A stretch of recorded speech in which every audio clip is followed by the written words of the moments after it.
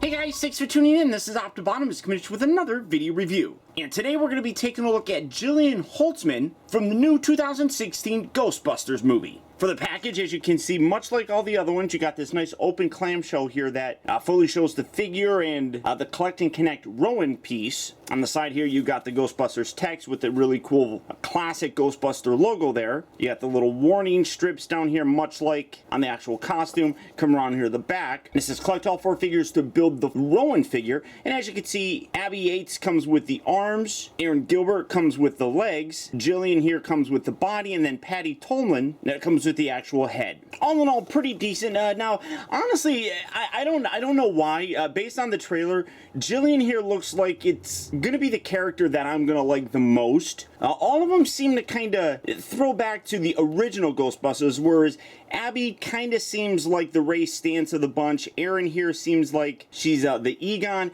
Patty is obviously Winston, and then Jillian, you would kind of say is the, Peter Venkman sort of thing. And I mean, even, Venkman, Holtzmann, I mean, there's some similarities with the name, but I don't know, she's a little bit more techie, at least what we've seen in the trailer. So I don't know, I'm really curious though. But for the packaging, that's about it for her. So without further ado, let's get her out here and see how cool she actually is. Alright guys, so here we have Jillian Holtzmann open up and out of her packaging. And like all the other Ghostbuster figures, you do get the piece to kind of form Rowan. As you can see that it's the actual body, the head here just pegs on. The rest of the arms kind of just peg in here. One thing that I was talking about before, though, in my review, I think it was Aaron, I honestly don't remember, but I talked about how, like, this is a rectangular peg that doesn't rotate, and that if there is going to be any articulation, it's going to have to come from the actual socket. But as you can see, that's all molded in one piece. So you put this in, and I'm going to assemble this here later on, but you can't rotate the leg, which is really kind of unfortunate. I mean, you can detach it if you want. It's not a permanent attach point, but it is a little bit unfortunate that some of the articulation is pretty limited. But for Jillian here,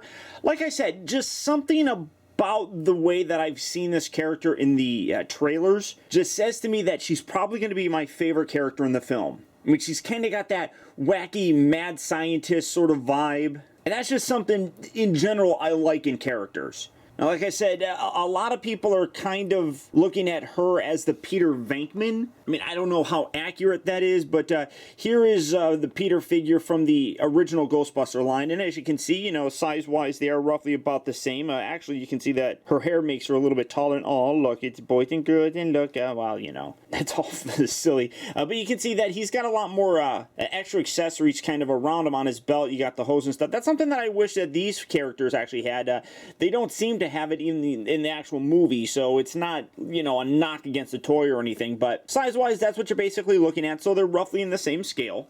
Come around here to the actual backpack, and again, like with all the other ones, it is lacking a fair amount of actual paint applications. The detail does look really good on it. I just wish it was painted a little bit more. And then again, the actual wand here does appear to be upside down. Every image that I've seen kind of showing off the proton pack, even when they're wearing it and stuff, it shows the actual kind of handle on a more upward kind of position like this, and then the wand part down here towards the bottom. So that is a little bit unfortunate that it's not really all that accurate, but it is still pretty cool. You can remove this as well. All of these figures have the new removable proton pack.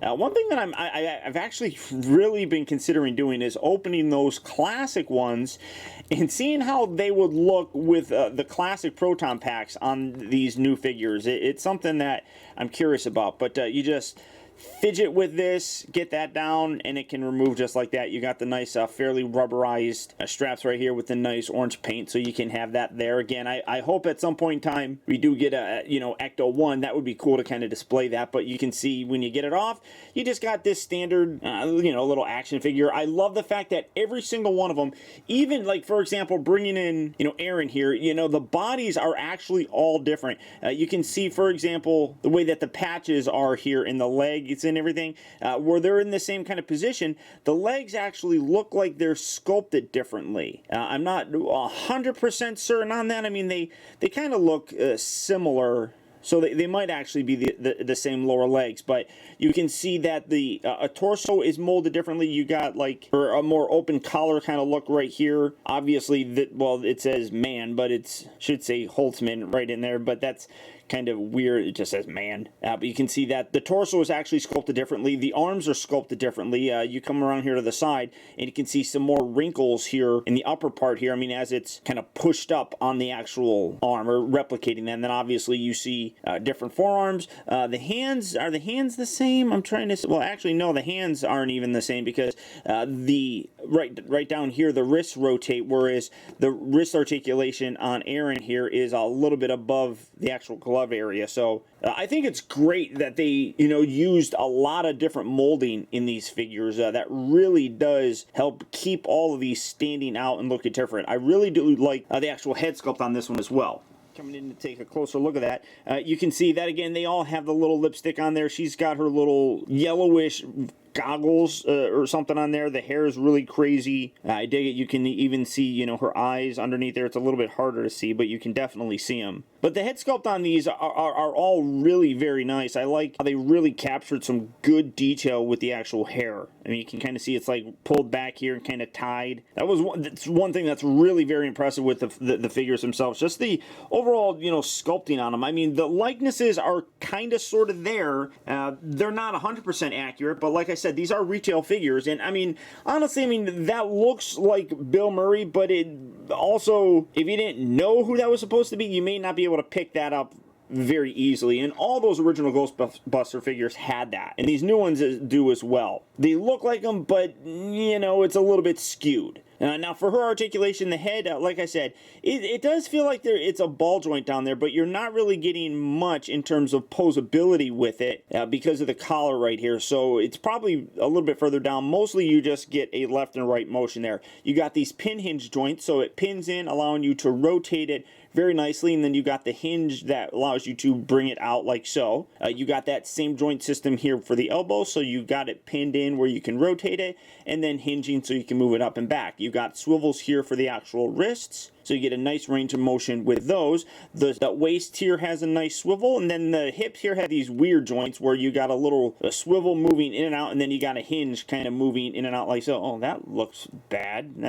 You rotate that out, and then that looks like it's about to break. So yeah, I don't know like how that actually works. So let's just keep those legs in one spot, shall we?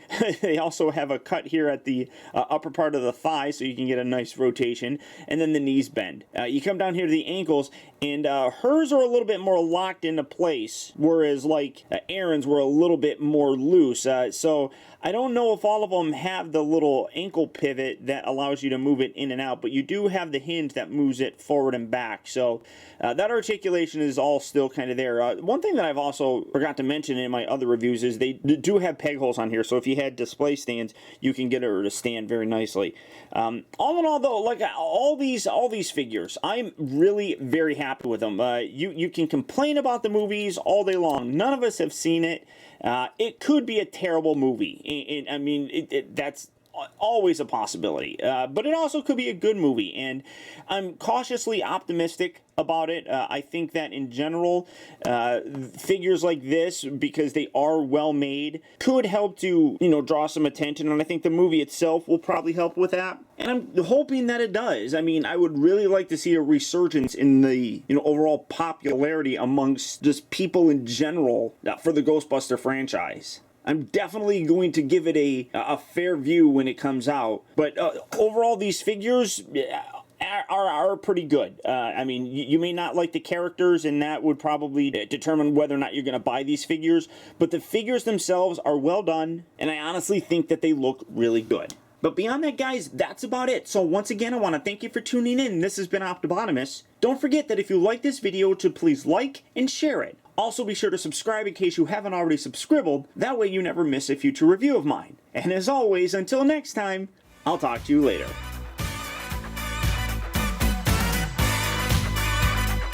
I ain't afraid of no ghosts.